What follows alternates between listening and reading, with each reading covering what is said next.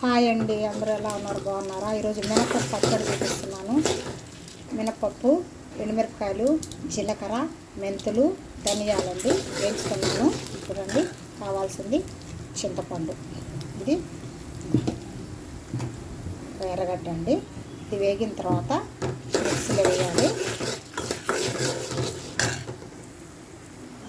జీలకర్ర వేస్తున్నానండి, చూడండి.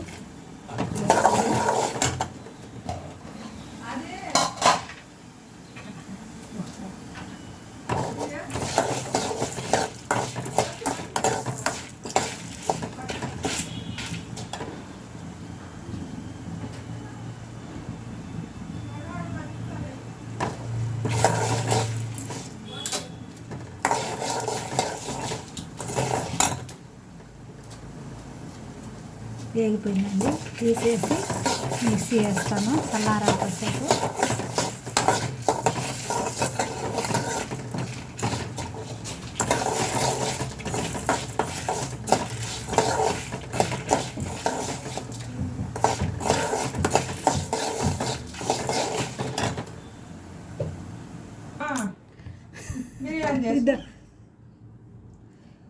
మినపప్పు పచ్చడి రెడీ అయిపోయిందండి, చూడండి.